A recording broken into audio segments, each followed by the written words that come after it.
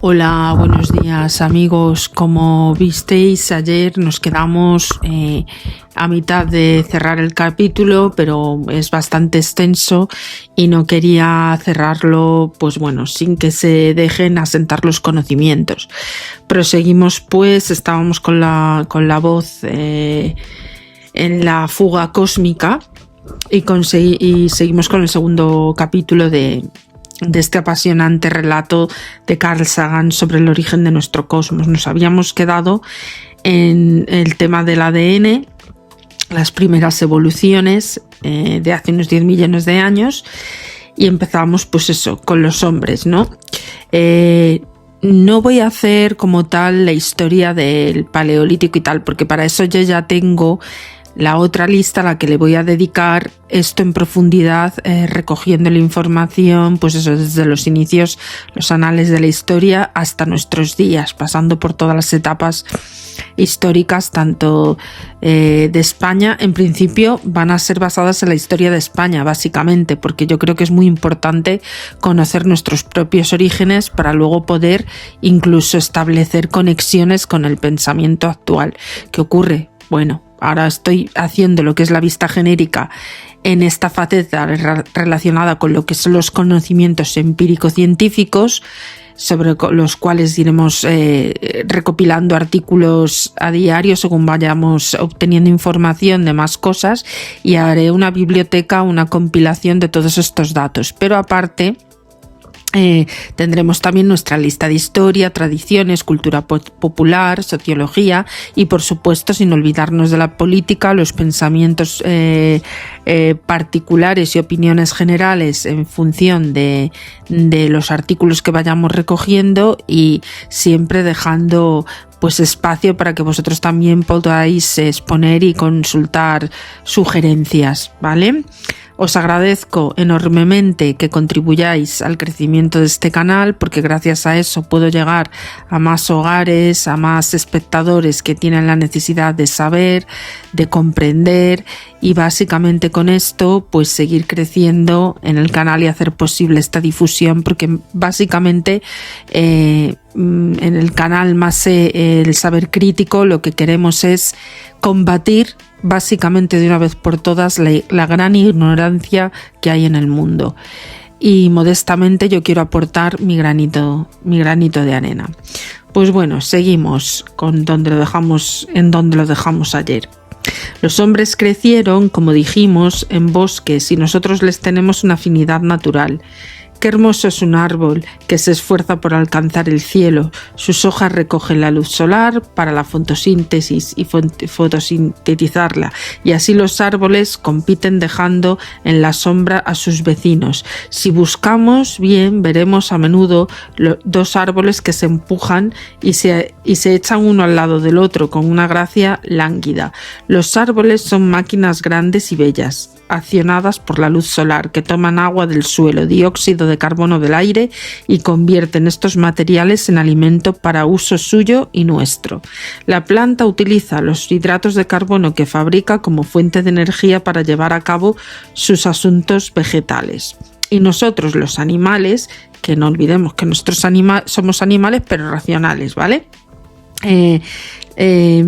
Los animales, que somos en definitiva parásitos de las plantas, robamos sus hidratos de carbono para poder llevar a cabo nuestros asuntos, es decir, nuestra respiración.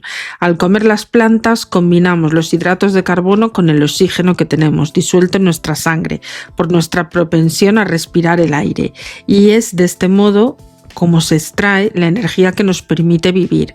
En este proceso exhalamos dióxido de carbono, que luego las plantas reciclan para fabricar más hidratos de carbono. ¡Qué sistema tan maravillosamente cooperativo!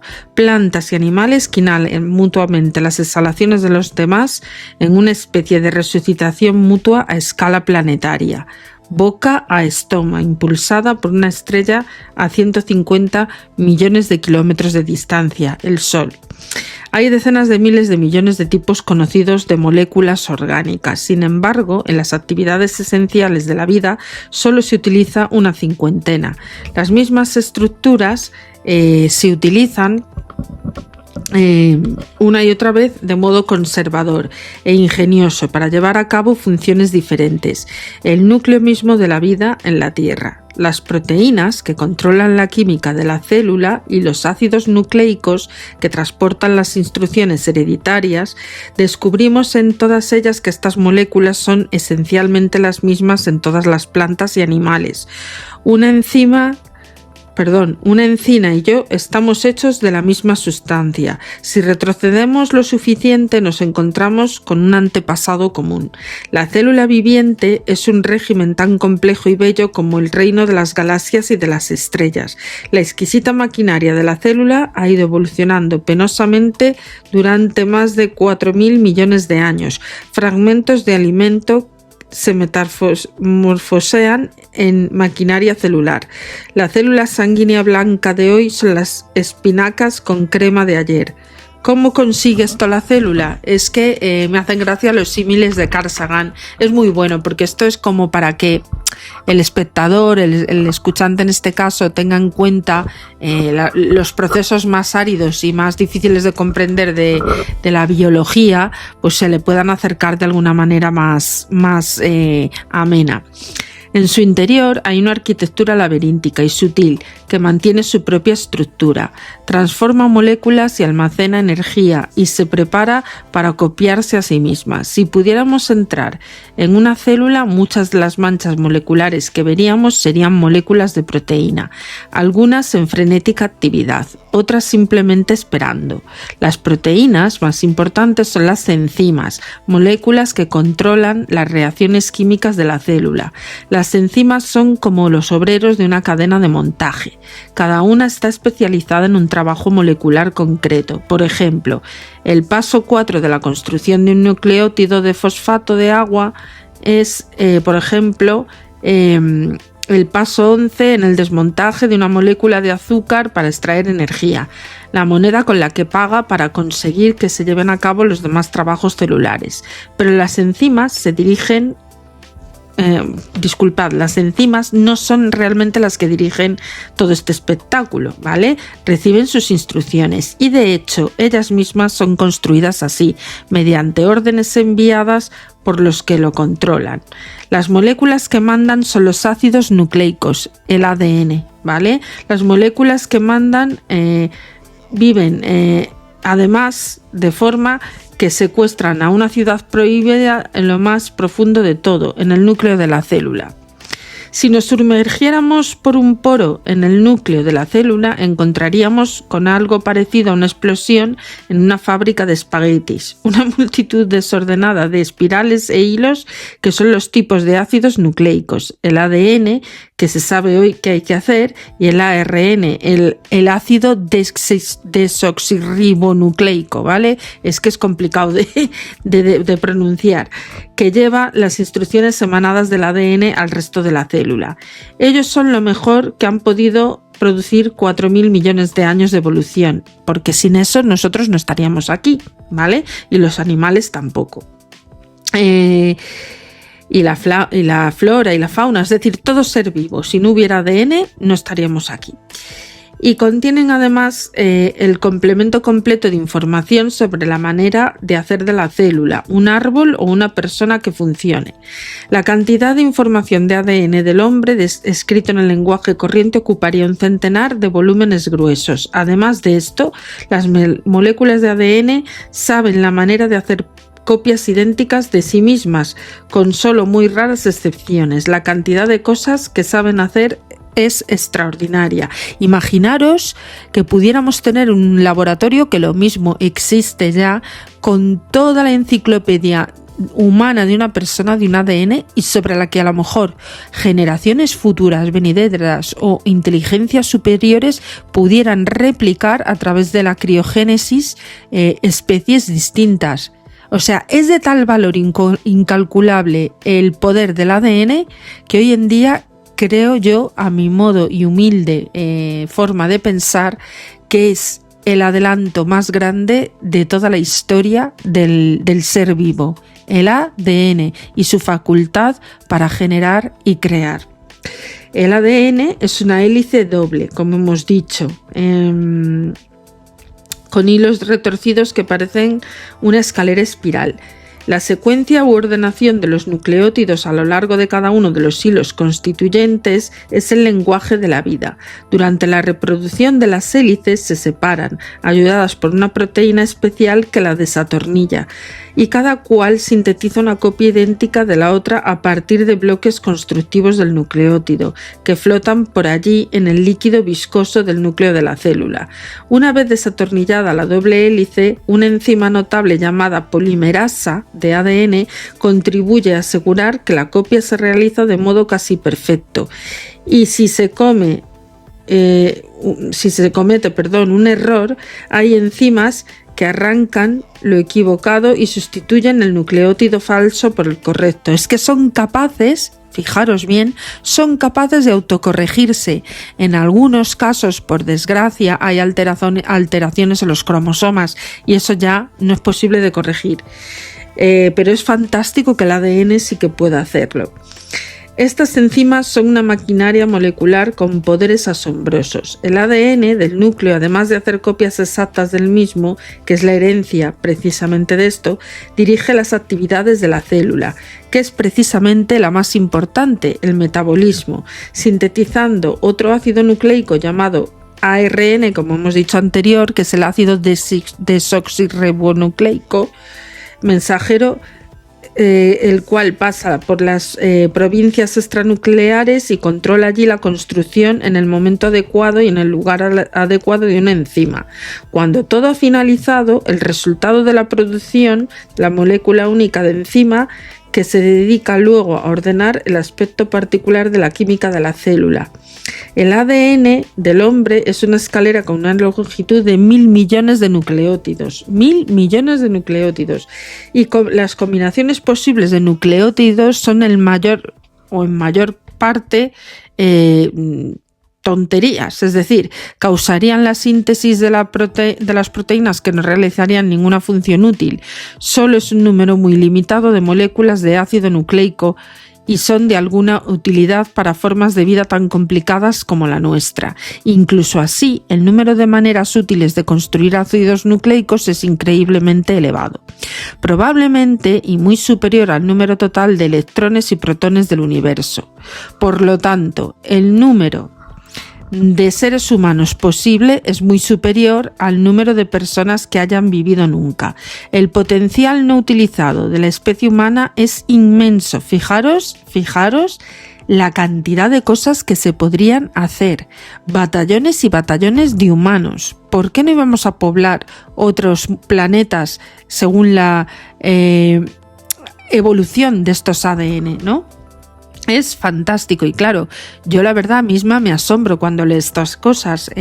Perdonad mi absoluta sorpresa, pero como yo también soy neófita en estas cosas, lo leo y al mismo tiempo que lo leo me maravillo de la providencia divina, ¿no? Desde luego nos ha diseñado un ser absolutamente inteligente. Seguimos. Ha de haber una manera bueno, por lo tanto, que es lo que decía yo, por lo tanto, el número de seres humanos posibles es muy superior al número de personas que hayan vivido nunca. El potencial no utilizado de esta especie humana, como decías, es inmensa. Ha de haber manera, que es lo que quería decir, de construir ácidos nucleicos que funcionen mucho mejor. Sea cual fuere este criterio escogido de cualquier persona que haya vivido nunca, por suerte todavía ignoramos la manera de montar secuencias distintas de nucleótidos que permitan construir tipos distintos de seres humanos. En el futuro es muy posible que estemos en disposición de montar nucleótidos siguiendo la secuencia que queremos y de producir cualquier característica que creamos deseable. Una perspectiva que nos hace pensar y nos inquieta. Esto, recordad, que está escrito en los años 80. Fijaros todo lo que ha evolucionado el ADN. Hoy en los bancos de reproducción y fertilidad podemos obtener pues un embrión que tenga unas características concretas debido a estos grandes avances. Antes ni en los crímenes sin resolver había forma de demostrar la compatibilidad del ADN porque ni siquiera había pruebas para poder analizarlo. Fijaros, en día de hoy que poquito basta con una simple muestra de nada, una espora de piel humana viajando por nuestra habitación, que se puede hacer una biografía completa de un asesino en serie. O sea, para que veáis la comparación, es todo un mundo, y han avanzado en tan solo 20 o 30 años, por ponerlo de alguna manera, o 40 años, una cosa espectacular. Yo tengo 51, y no había esos adelantos de ADN hasta bien entrados los años 90, que anteriormente se hacían casi todas estas pruebas con carbono 14. Ahora se hace todo con análisis de ADN. Pues fijaros el salto exponencial y cuántico que han tenido que dar estas investigaciones para poder tener toda la información que tenemos hoy en día. Y aún así, hoy no conocemos ni la millonésima parte de lo que sería necesario para resolver cuestiones y dilemas de salud importantes. Pues, por ejemplo, algo tan necesario como la cura contra algunos tipos de cáncer que son muy agresivos, y otro tipo de patologías de las que muy poco se sabe. Por ejemplo, la que padezco yo, la fibromialgia severa y la espondilitis, que por desgracia a día de hoy todavía no tienen cura. Confío que los científicos del mañana den una solución a estos problemas para que las generaciones futuras no tengan que padecer estos grandes dolores que padezco yo misma. Disculpad la interrupción. Bueno, como os contaba, la evolución funciona mediante la mutación y la selección, que pueden producir mutaciones durante la reproducción de la molécula si la enzima polimerasa del ADN comete un error. Pero es raro que se haga. Es raro que haya errores. Las mutaciones se producen también por causa de la radiactividad, la luz ultravioleta del sol, los rayos cósmicos, de sustancias químicas por el medio ambiente. Acordaros, no tan reciente en nuestra historia, como en Chernóbil, después de esa catástrofe tan grande, incluso después de haber evacuado la zona y haber muerto cantidad de personas en aquel desastre, hoy en día sigue habiendo personas con grandes alteraciones genéticas debido a la influencia de la radioactividad, con lo cual es importante tener conocimiento de todas estas cosas. El ambiente, por supuesto, influye en el factor del ADN. Las mutaciones también se producen, como hemos dicho, por sustancias químicas en el medio ambiente, todo lo cual puede cambiar los nucleótidos o atar de forma de nudos los ácidos nucleicos. Si el número de mutaciones es demasiado elevado, perderemos la herencia de 4.000 millones de años de lenta evolución. Si es demasiado bajo, no se dispondrá de nuevas variedades para adaptarse a algún cambio futuro en el medio ambiente. La evolución de la vida sigue un equilibrio más o menos preciso entre mutación y selección. Cuando este equilibrio se consigue, se obtienen adaptaciones notables. Un cambio en un único nucleótido de ADN provoca un cambio en el único aminoácido de la proteína codificada en este ADN. Las células rojas de la sangre de los pueblos de ascendencia europea tienen aspecto más o menos globuloso. Las células rojas de sangre de algunos pueblos de ascendencia africana tienen el aspecto de hoces y de lunas crecientes. Las células de hoz transportan menos oxígeno y por tanto transmiten un tipo de anemia. También proporcionan una fuerte resistencia contra la malaria. No hay duda que es mejor estar anémico que muerto. Esta influencia importante sobre la función de la sangre, tan notable que se aprecia claramente en fotografías y células sanguíneas rojas, es la consecuencia de un cambio en un único nucleótido entre los 10.000 millones existentes del ADN, una célula humana típica. Todavía ignoramos las consecuencias de la mayoría de los cambios en los demás nucleótidos. Las personas tenemos un aspecto bastante diferente al de un árbol. No hay duda que percibimos el mundo de un modo diferente a como lo hace un árbol, pero en el fondo del todo, el núcleo molecular de la vida, de los árboles y nosotros somos esencialmente idénticos.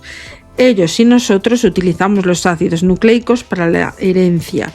Utilizamos las proteínas como enzimas para controlar la química de nuestras células, y lo más significativo es que ambos utilizamos precisamente el mismo libro del código para traducir la información del ácido nucleico en información de proteína, como por ejemplo, y lo digo aquí más adelante, hacen prácticamente todos los demás seres desde desde que este planeta es planeta.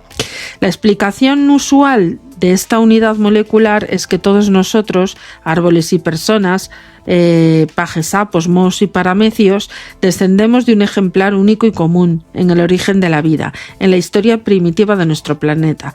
¿Cómo nacieron nuestras moléculas críticas? En nuestro laboratorio, en mi laboratorio de la Universidad de Cornell, trabajábamos, entre otras cosas, en la química orgánica prebiológica, tocando algunas notas de música de la vida. Mezclamos y sometemos chispas de gases de la Tierra primitiva, como el hidrógeno, agua, amoníaco, metano, sulfuro de hidrógeno, y otros de los cuales, por otra parte, están presentes actualmente en el planeta de Júpiter y por todo el cosmos. Las chispas corresponden a los relámpagos presentes también en la Tierra antigua y en el actual Júpiter. El vaso de reacción es al principio transparente, los gases precursores son totalmente invisibles, pero al cabo de 10 minutos las chispas vemos aparecer un extraño pigmento de color marrón que desciende lentamente por los costados del vaso. El interior se hace paulatinamente opaco y se cubre con un espesor de alquitrán marrón. Si hubiésemos utilizado luz ultravioleta simulando el sol primitivo, los resultados hubieran sido más o menos los mismos. El alquitrán es una colección muy rica de moléculas orgánicas complejas, incluyendo las partes constitutivas de las proteínas de ácidos nucleicos. Resulta pues que la sustancia de la vida es muy fácil de fabricar. Estos experimentos los llevó a cabo por primera vez en 1950 el físico Stanley Miller, un doctor y además el químico Harold Urey. Urey sostenía que el modo convincente de que la atmósfera primitiva de la Tierra era rica en hidrógeno como la mayor parte del cosmos, que luego el hidrógeno ha ido escapando al espacio desde la Tierra, pero no desde Júpiter, cuya masa es grande y que el origen de la vida se produjo antes de perder el hidrógeno. Cuando Urey sugirió someter estos gases a chispas eléctricas, alguien le preguntó qué esperaba obtener con el experimento. Urey contestó: Weilstein, que es un voluminoso compendio de 28 tomos en la lista de todas las moléculas orgánicas conocidas por los químicos. Si utilizamos gases más abundantes de los que había en la Tierra primitiva y casi cualquier fuente de energía que rompa los enlaces químicos, podremos producir los bloques constructivos esenciales de la vida. Pero en nuestro vaso reactivo solamente hay notas de música de la vida, no la música en sí. Hay que disponer de bloques constructivos moleculares en la secuencia correcta. La vida, desde luego, es algo más que aminoácidos fabricando sus proteínas nucleótidos y fabricando sus ácidos nucleicos, pero el hecho en sí mismo de ordenar estos bloques constructivos en moléculas de cadena larga ha supuesto un proceso sustancial en el laboratorio.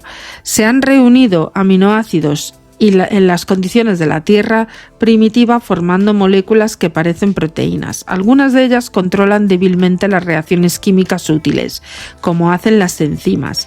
Se han reunido nucleótidos formando filamentos de ácido nucleico de unas cuantas docenas de unidades de largo. Si las circunstancias en el tubo de ensayo son correctas, estos ácidos nucleicos cortos pueden sintetizar copias idénticas de las mismas. Hasta ahora nadie había mezclado los gases y las aguas de la Tierra primitiva y ha conseguido que al finalizar el experimento saliera algo arrastrándose del tubo de ensayo. Las cosas vivas más pequeñas que se conocen, los viroides, se componen de menos de 10.000 átomos. Provocarían varias enfermedades diferentes en las plantas cultivadas y es probable que hayan evolucionado muy recientemente a organismos más complejos y no de otros más simples.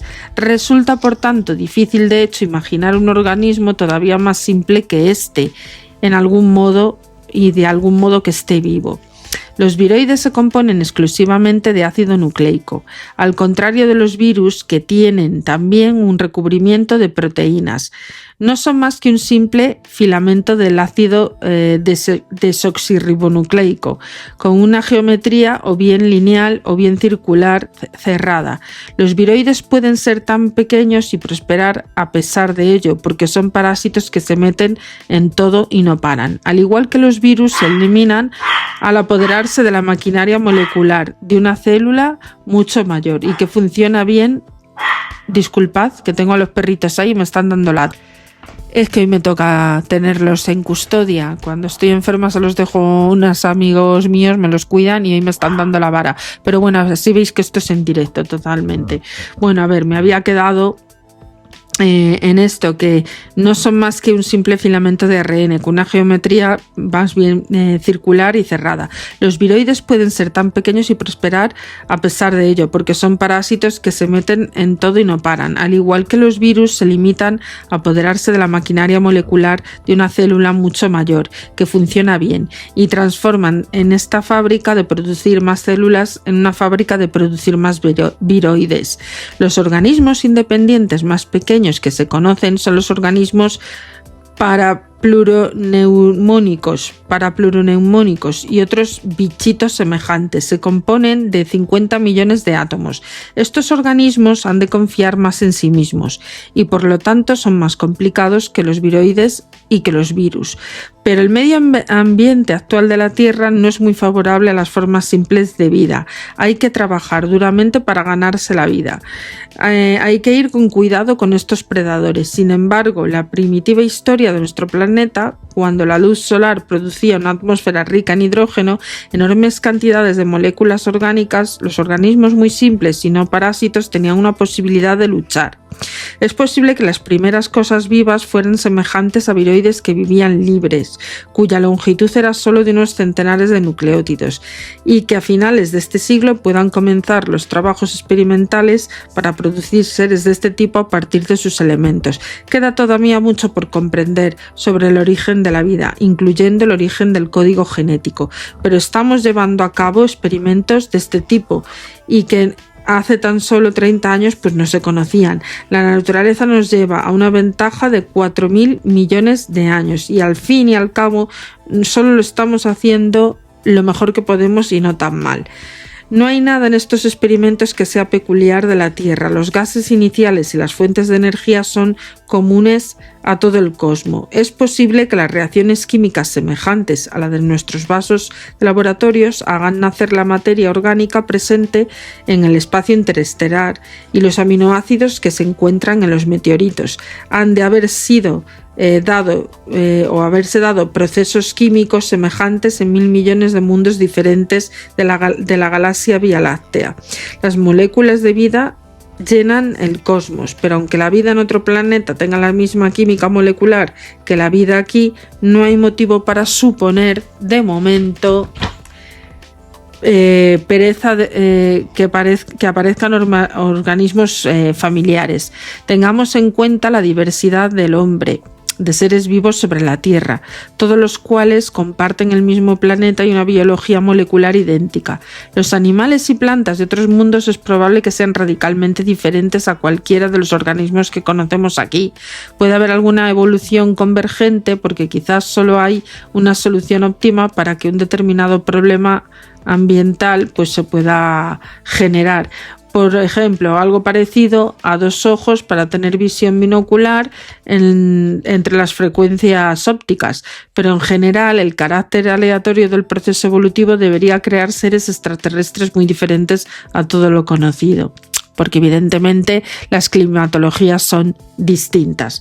No puedo deciros qué aspecto tendría un ser extraterrestre, obviamente. Estoy terriblemente limitado por este hecho de que solo conozco un tipo de vida, el de la Tierra.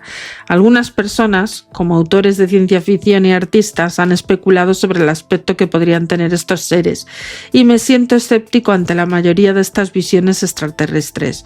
Me parece que se basan excesivamente en formas de vida que ya conocemos. Todo organismo es del modo que es debido a una larga serie de pasos, y todos ellos improbables. No creo que la vida de otros lugares se parezca mucho a un reptil, a un insecto o a un hombre, aunque se le apliquen retoques cosméticos menores como piel verde, orejas puntiagudas y antenas, pero si insistís, podría intentar imaginarme algo diferente. En un planeta gaseoso como Júpiter, con una atmósfera rica en hidrógeno, helio, metano, agua, amoníaco, no hay superficie sólida accesible, sino una atmósfera densa y nebulosa en la cual las moléculas orgánicas pueden ir cayendo de los cielos como el maná. En los productos nuestros como los productos nuestros experimentos de laboratorio. Sin embargo, hay un obstáculo característico para la vida en un planeta así. La atmósfera es turbulenta y en el fondo de ella la temperatura es muy alta. Un organismo ha de ir con cuidado para no ser arrastrado al fondo y quedarse frito. Para demostrar que no queda excluida la vida en ningún planeta tan diferente, Salpeter, colega mío en Cornwall, y yo mismo hemos hecho algunos cálculos. Como es lógico, no podemos saber el modo preciso de aspecto que tendría la vida en un lugar, pero queríamos saber la posibilidad de que un mundo de este tipo, cumpliendo las leyes de la física y la química, estuviera habitado. Una solución para vivir estas condiciones consiste en reproducirse antes de quedar frito, o sea, confiando en que las convecciones llevarán alguno de sus vástagos a las capas más elevadas y frías de la atmósfera.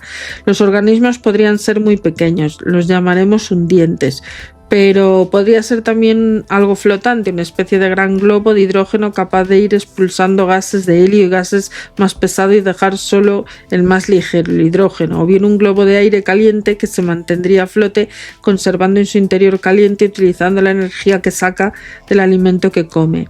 Como sucede en los globos familiares a la Tierra, cuanto más hondo es arrastrado hacia un flotante, más intensa fuerza de flotación le devuelve a las regiones más elevadas, más frías y más seguras de la atmósfera. Un flotante podría comer moléculas orgánicas preformadas o fabricarse moléculas propias a partir de la luz solar y del aire. De modo parecido, las plantas de la Tierra, hasta cierto punto, con mayor sea el flotante, más eficiente será. Nos imaginamos flotantes de kilómetros de diámetro, muchísimo mayores que las mayores ballenas que hayan existido jamás, seres de tamaños de ciudades. Los flotantes pueden impulsarse a sí mismos a través de la atmósfera planetaria, con ráfagas de gas, como un reactor o un cohete. Nos lo imaginamos dispuestos formando grandes e indolentes rebaños por todo el espacio visible, con dibujos de sus piernas, de sus pieles, el camuflaje adaptativo. Nos indican que también ellos tienen problemas, pero hay por lo menos otro nicho ecológico de un ambiente así, el de la caza. Los cazadores son rápidos y maniobrables. Se comen a los flotantes tanto por sus moléculas orgánicas como por su reserva de hidrógeno puro. Los hundientes huecos podrían haber evolucionado para dar los primeros flotantes y los flotantes autopropulsados darían los primeros cazadores. No puede haber muchos cazadores porque si se comen a todos los flotantes ellos mismos acabarían desapareciendo. En definitiva, la física y la química permiten formas de vida de este tipo. En este caso, la biología se parece más a la historia que a la física. Hay que conocer el pasado para comprender el presente. Hay que conocerlo con detalle exquisito. No existe todavía una teoría predictiva de la biología, como tampoco una teoría predictiva de la historia. Los motivos son los mismos. Ambas materias son todavía demasiado complicadas para nosotros, pero podemos conocernos mejor conociendo otros casos. El estudio de un único caso de vida extraterrestre, por humilde que sea, desprovincializará la biología. Los biólogos sabrán por primera vez que otros tipos de vida son posibles. Cuando decimos que la búsqueda de la vida en otros mundos es importante, no garantizamos que sea fácil de encontrar, sino que vale mucho la pena buscarla. Hasta ahora hemos escuchado solamente la voz de la vida de nuestro pequeño mundo, pero al fin nos disponemos ya a captar otras voces en la fuga cósmica. Y bueno, amigos, aquí quedaría el capítulo y mañana, con un poquito de suerte, comenzaremos el que llamamos, o el que Carl Sagan llama, el capítulo 3, Armonía de los Mundos.